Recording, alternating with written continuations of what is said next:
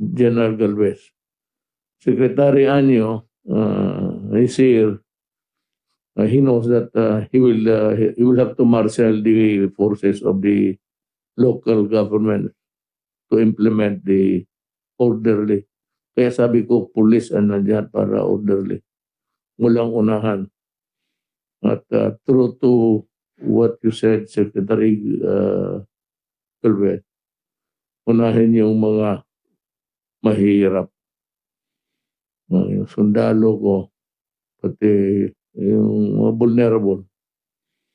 Unahin sila. Pagkatapos sila, tayo na naman. Ngayon, anong sunod? Nandiyan na yung vaccine na target na. Ang pera ngayon, sino magbayad? So, si Secretary Sani Dominguez ang magbayad. Mr. President, may tatlong sources po tayo ng funding. Okay? Ang unang source natin, yung mga multilateral agencies, ADB at saka World Bank. Ang estimate namin, we will have around 40 billion pesos from them. Low cost, long-term loans. 40 billion from multilateral agencies. Tapos meron po tayong domestic sources of financing. Ang domestic sources of financing, we estimate around 20 billion. So that will come from Land Bank, BBP, and possibly yung mga government-controlled corporations. So that's 20 billion. Tapos, mag-negotiate pa po tayo sa mga bilateral sources. Depende sa source ng vaccine, either England or US or whoever. And ang target po namin doon, around 13.2 billion pesos. So ang total niyan is about 73.2 billion financing that it's pretty much is almost fixed. Most of it is already fixed. 13.2 billion hindi pa completely negotiated. So 73.2 billion pesos.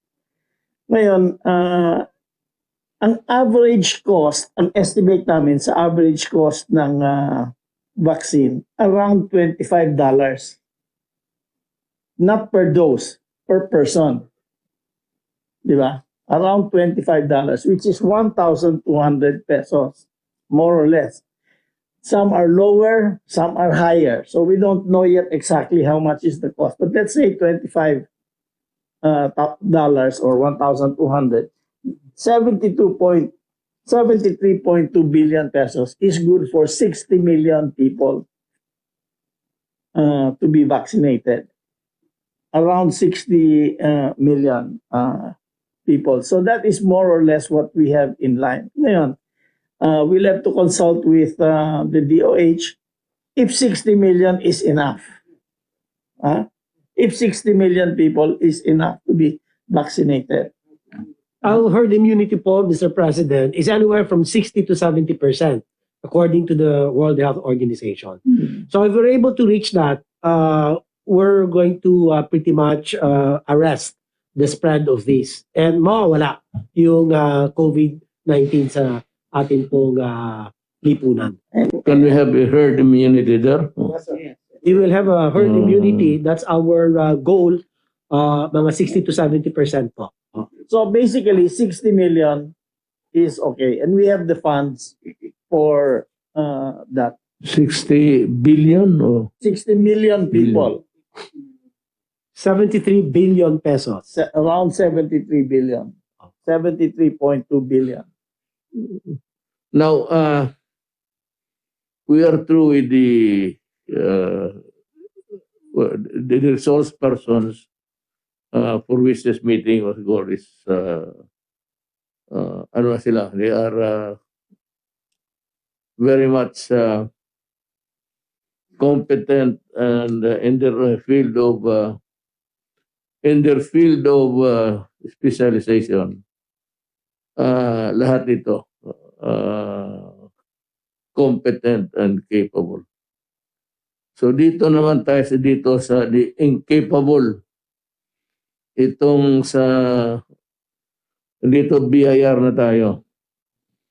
Ang nauna dito sabi ko sa iyo, there's an ongoing purge sa gobyerno ngayon. Sabi ko nga, maybe during the last year of my term, I'll do nothing except to go after people who are into graft and corruption. Marami na po tayong napaalis, about almost 300 na. Rolando Cruz, ewan ko, but he's connected with the BIR. Puro empleyado ito ng BIR. Wala silang address. Rachel Dutton, dismissed, grave misconduct and dishonesty. Unremitted cash collection is 406,757.22. Merlina Salise, dismissed, dishonesty and misconduct. Unremitted collection is 6,278,555.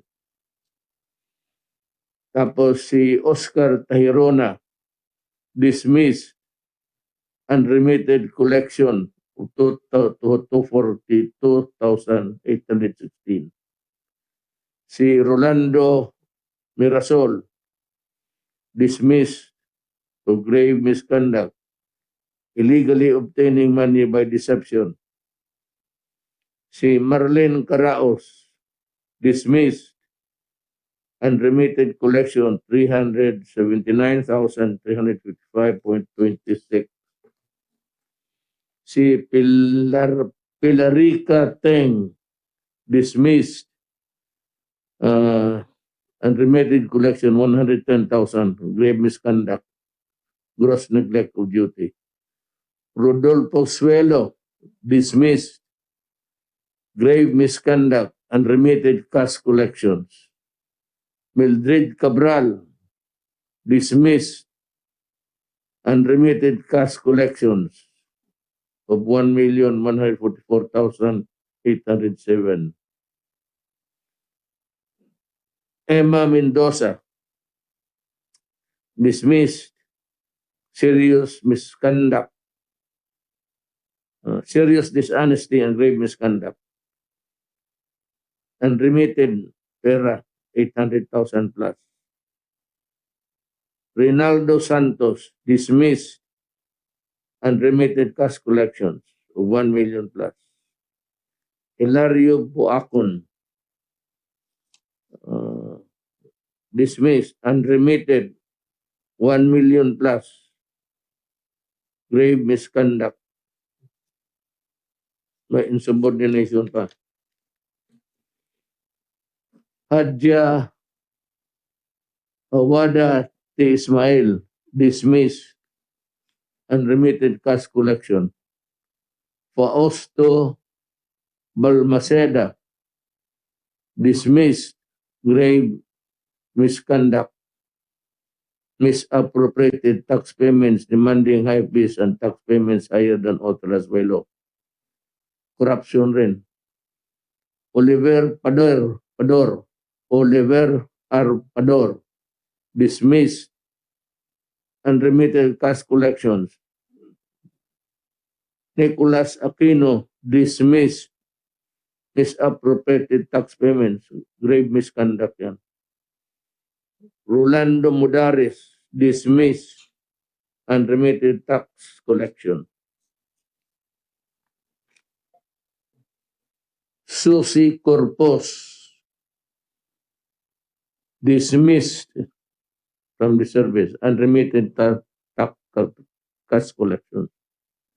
Edmundo Sioy, dismissed, harassment, extortion, and entrapment. Gary Atanasio dismissed extortion, harassment, conduct prejudicial to the service.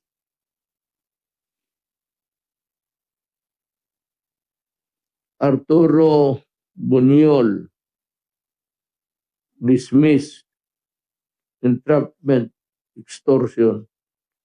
Rebecca Viray dismissed falsification of certificate authorizing registration. Hermogenes Lavinia dismissed extortion, harassment. Adoracion Ganaban dismissed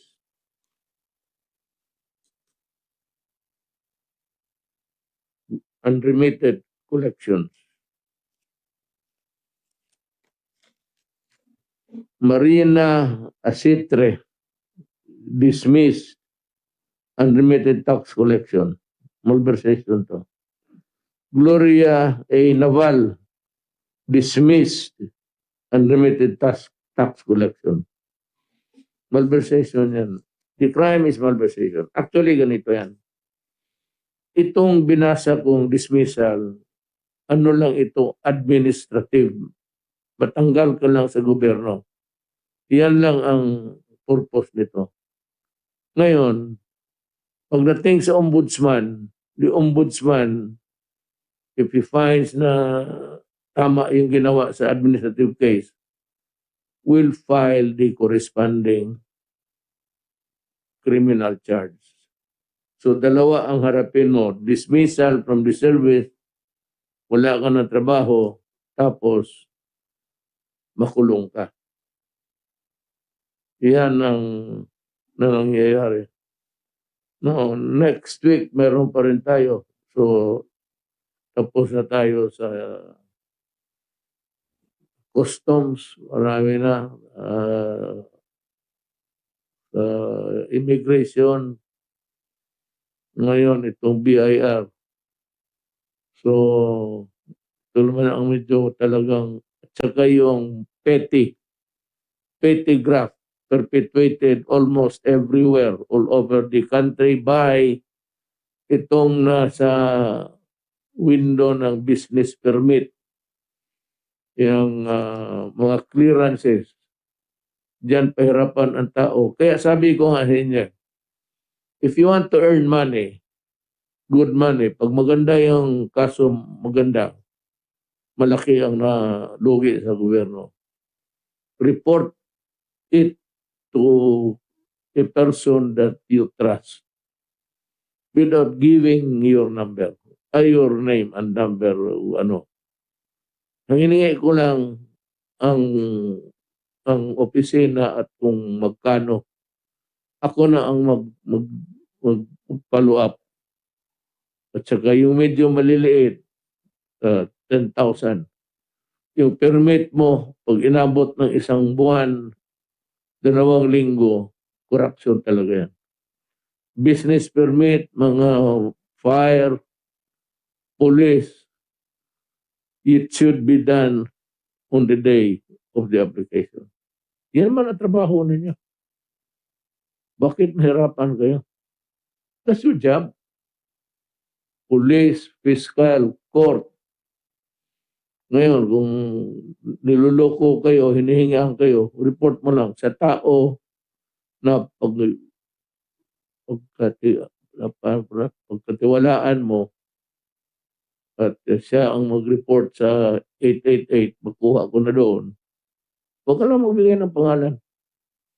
Ang bigang opisina at yung tingin mo magkano at yung tao. Ikaw, wala ka na. Mag-report ka lang. Doon pa sa tao na whom you trust. That is the way how to do it because this government is really noon pa. Tama man sila na bakit hindi ko inumpisa no. Well, alam ko noon. Pero pinarami ko lang para mas marami akong matanggal. Kagaya ng customs sa I'd give you a simple story. Galing ako Hong Kong, sama ko ang sawa ko. Pagdating sa Hong Kong, hindi naman ako nagmamadali. So, inuna yung Pagdating sa customs, wala rin. May sasalubong. Yun ang style doon. So, I would place there maybe a camera or human intelligence na lang. Pinakamaganda. Bayaran ko na lang, nandiyan ka. I'll give you 20,000 a month just to tell me who are the grafter. Kasi hintuan talaga niya. Alam mo, butang ina, makinig kayo ha. Huminto talaga kayo ngayon. Maski ngayon lang. Next administration, fire. Balik kayo sa dati. Wala na akong pakialam. Pero sa ngayon, huwag kayong maghinakit. Huwag kayong magalit sa akin kasi ako galit rin sa inyo. Pareho tayo putang ikaw pa ang galit, ikaw pa magnanakaw. Do not blame anybody except yourself. You brought it to yourself to bear. Walang ibang dyan. May maroon pa ba akong kalimutan sabihin? Yes, Secretary. Mayor President, good evening po. Gusto ko lang po magbigay ng updates doon sa direktiba ninyo na tulungan yung ating mga lokal na pamahalaan na naapektuhan ng bagyong Kinta, Rolly at ito namang Ulysses. Kung maalala nyo po, i-share lang sa screen.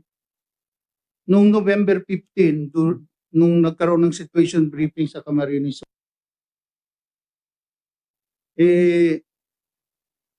dahil nga inaprubahan ninyo na magbigay tayo ng tulong, kaya po in 2 days time, noong November 17 lang, dahil din sa apela ni Senator Bongo at sa kanyang suggestion na tulungan ng mga LGUs, nag-release po kagad tayo ng 1.5 billion.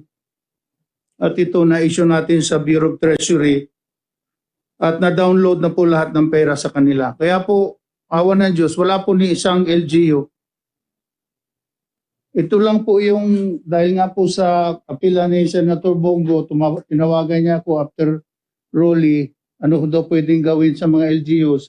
Kaya po, maalala nyo, nung sa situation briefing sa Camarines Sur, inaprobahan ninyo na tulungan natin ang mga local government units na naapektuhan.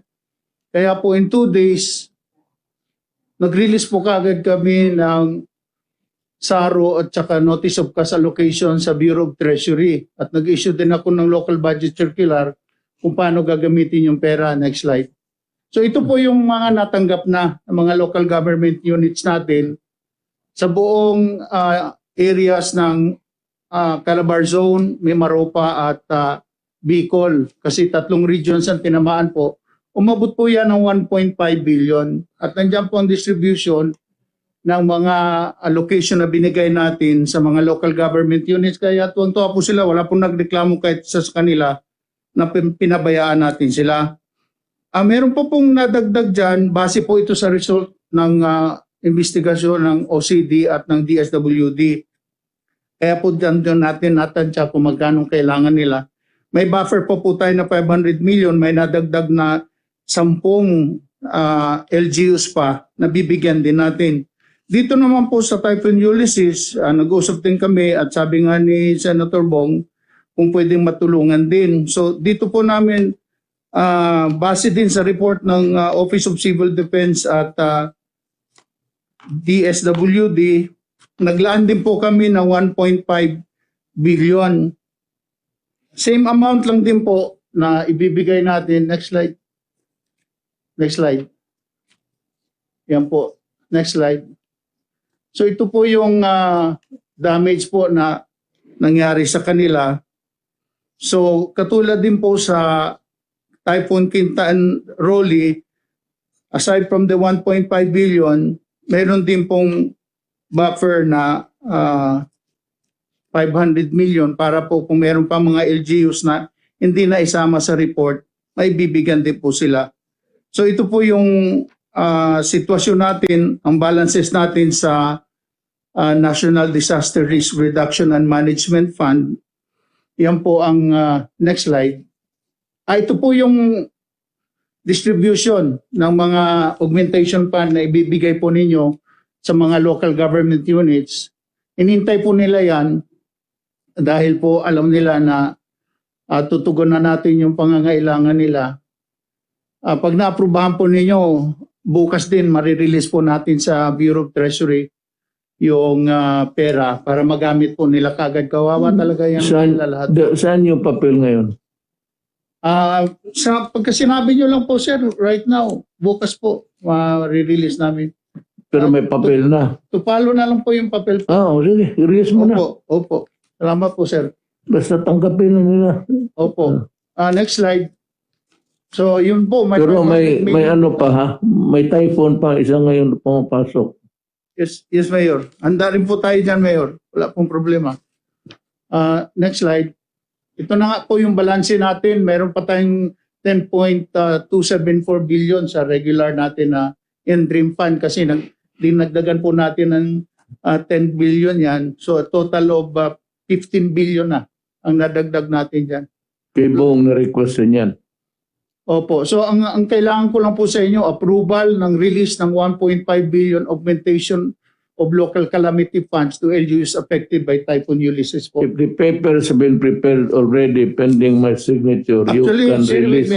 Share with me, sir. The same memo that I sent to you for Rolly and Quinta po. It's with you now? Ibigay ko lang po, sir. I will sign it now. Sige po, sir. So, A little bit later. So ito lang din po ang hinihintay natin, tas tuloy-tuloy lang. Kaya wala po kahit na isang LGU nagrereklamo sa atin na kinalimutan natin sila o tinagalan natin sila kasi pag sinabi mong release din po kagad.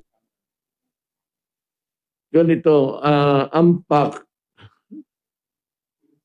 I think communicated to me that they have already the list of congressmen who are into the business of asking commissions from the contractors. And lumabas doon na ang namimili ng mga contractors para sa kanilang project ng mga congressman. At doon sila kumukuha. Now, how true itong sabi ni Bilica sa PAC? It's a matter of evidence. Ganito yan eh.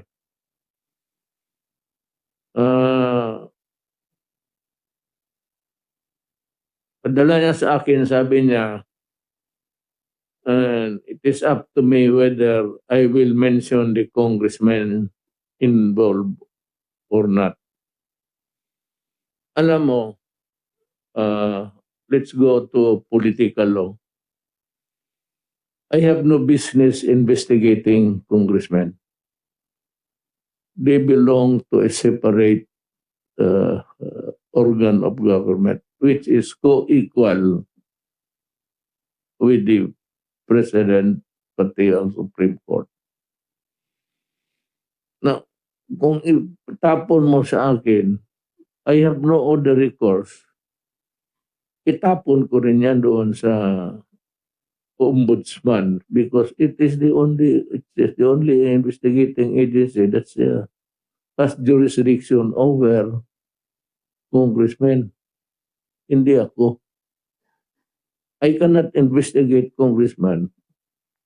That would be an encroachment of the power of the separation. Hindi ako pwede.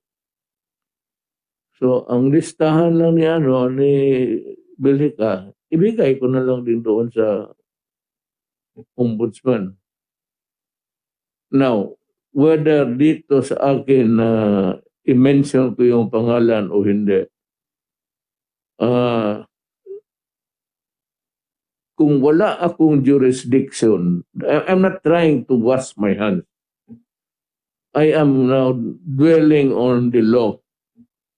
If I cannot investigate the congressman for itong mga kickback nila sa mga komisyon, sa mga projects sa kanilang probinsya na pinili nila yung mga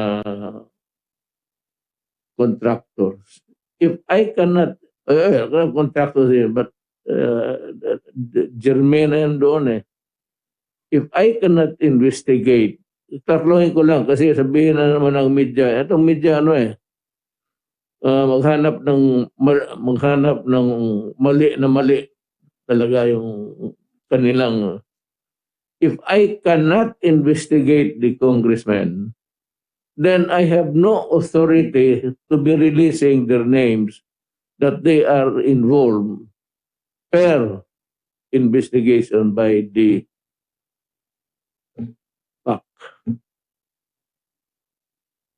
Wala akong, kung wala akong jurisdiction, huwag mo akong tanungin dito sino involved yan because the case is not recognizable by my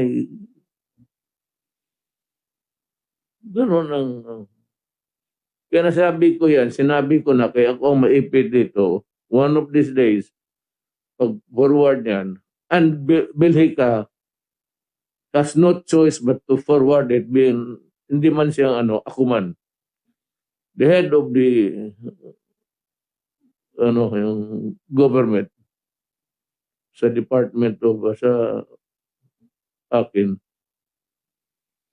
Ako, so magpunta talaga sa akin yan. Na kung sabihin niya, there is enough evidence to prove the case of whatever, ipasa ko yan doon sa, I cannot read. If I do not have jurisdiction, I cannot name them publicly. Wala akong sabihin ko na, hindi sabihin ko na hindi ako natatakot o may kinukuberan ako na congressman. Wala. Wala. Pagdating yan sa listahan, it will be given to me and to me alone.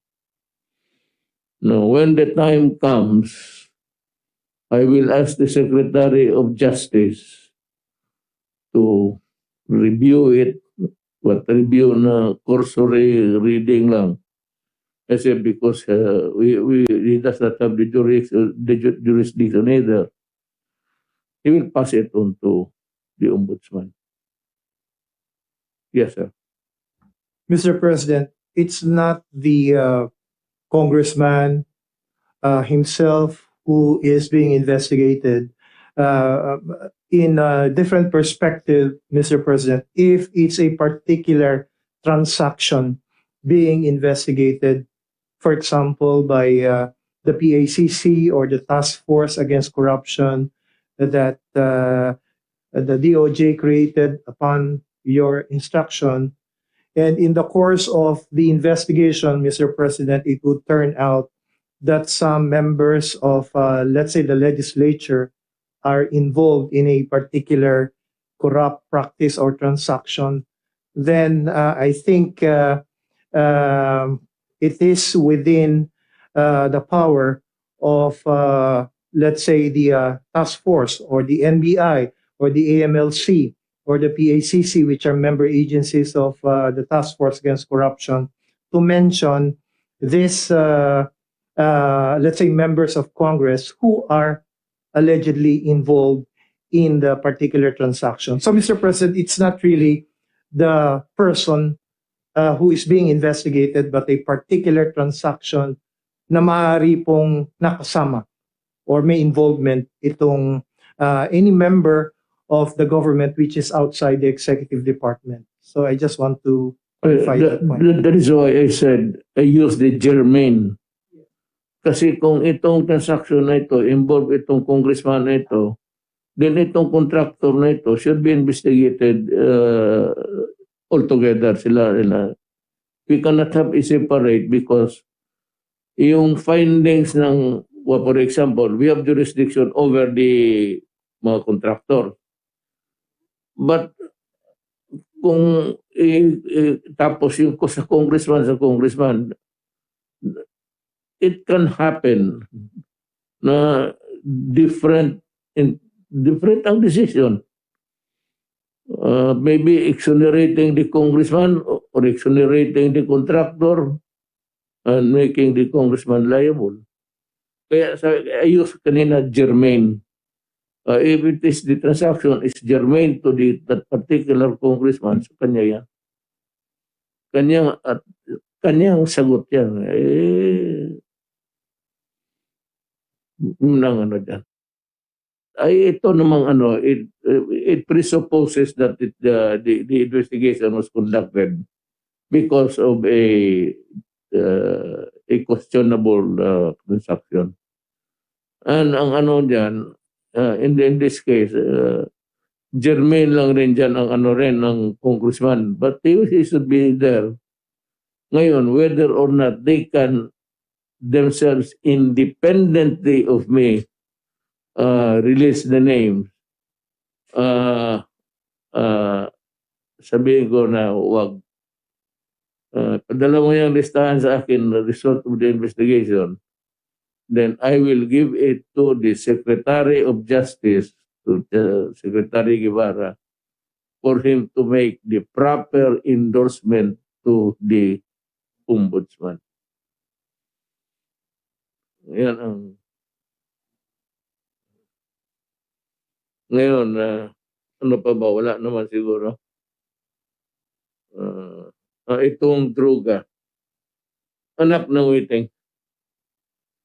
There are about kaya man kayong mga human rights, magtulong talaga kayo. There are about, if you said the briefer, the persons arrested for the day, hindi magkulang sa 200, 300. That is how pernicious drug is in the Philippines. Ang problema natin, ang kalaban natin dito is the Senyalosa and the Tumbambo Triad. Yan ang problema natin. It's so organized na talagang may mga factory na sila kung saan-saan, and it's a worldwide business. Kaya tayo, hoy mga putang ina kayong mga human rights. Kung hindi ba ninyo tinitignan yan, it's being posted at the 888 bulletin. Bigyan ko kayo ng kopya. Mabuti pa bigyan ko kayo ng kopya. Convince these people na sa listahan to stop. Kasi sabihin mo, maghinto kayo kay baka mamatay kayo. That is the proper way of doing things. Instead of going after us who are enforcing the law, do not threaten us with imprisonment and investigation because you are trying to pin down an individual, maybe out of bigotry. Pero kami, we were trying to save a nation. Every day, almost 1,000 cases of drug. Yes, Secretary Anyo. Mahal na Pangulo, Mayor, magbigay lang po ako ng update sa nakaraang anti-illegal drug operation ng ating Philippine National Police this November po, mula November 1 up to November 21. Ang Philippine National Police po under kay General Sinas ay nag-conduct ng 2,946 anti-illegal drug operation at nagresulta po sa pagka-aresto ng 3,646 suspects, kasama po ang 37 na namatay. At nakakuha po ng 50.5 kilos of shabu at 11.7 kilos of marijuana, a street value of 345 million pesos po. So talagang patuloy pa rin po yung paggamit ng droga ng mga ibang mamamayan natin. But ito po ay tingin pa namin.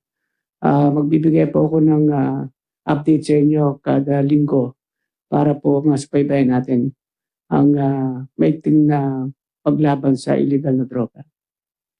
Ano, Secretary Anyo, we do not need really to pronounce it again, but there is a declaration by me based on a proclamation also of President Arroyo before, raising the issue of that a national security matter.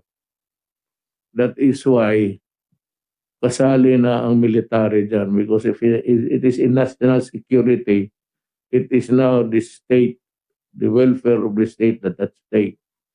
That's why hindi lang ito trabaho ng police, national security. Hindi ko naman hindi ko inulit. So the military has to also participate. They have to form some kind of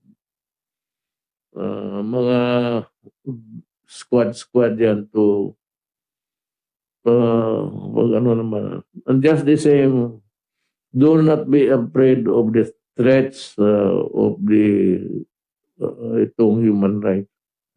Walang mangyayari sa bayan ko po. Pag umatras ako, walang mangyayari sa Pilipinas sa panahon ko. Gawain ninyo yan sa hindi na ako presidente.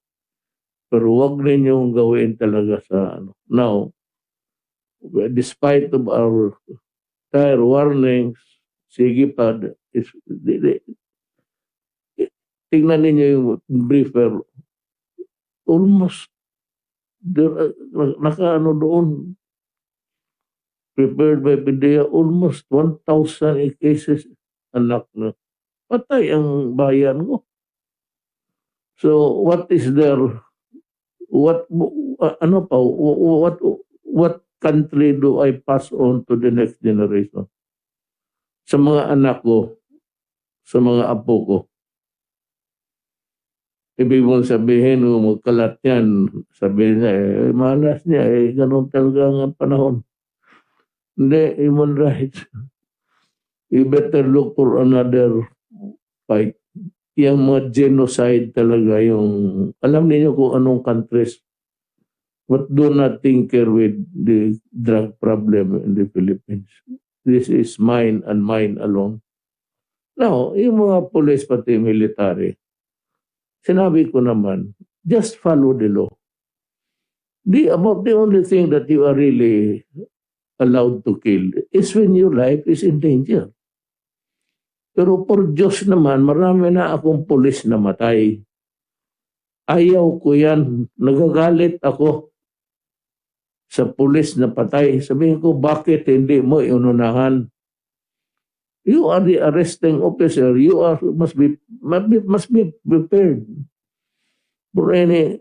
Alam mo, sa totoo lang, in the convention sa Chiefs of Police of Europe and America, any overt action na parang magbunot ka, because kasi doon Bombay, yung grapple or something inside your clothing, that is enough for the police to shoot you dead. You check it out with the police authorities. Nabasa ko yan, matagal na. Pinadala talaga sa akin. Was one of those given a copy. Kaya kayong mga sa military armed forces, help us because we are being flooded with drugs. Our enemy is the Senyalosa and the Bambo Triad. And of course, our enemy also includes the human rights. Hindi lang sila, hindi talaga kalaban na patayan. So they're out to discredit, they are out to put sent to prison somebody who's doing his work. Huwag kayo matakot. Akin yan, as I have said before, yung mga issues sa human rights, that is mine and mine alone. You just say that you follow the order. And rightly so. Kung anong utos ng presidente yung commander-in-chief, and for the police because I'm the chief of executive, sumunod kayo. Huwag kayong matakot pumatay. Hayaan mo yung human rights. Basta you do it in accordance with law. Again, about the only time that you're allowed to kill is when your life is in danger. I have said that so many times. I'm saying it again tonight. So, that is all for sa inyong mga kababayan ko. Naibigay na namin sa inyo ang report namin. We hope to see you again next time. I hope everybody is safe and well. Salamat po.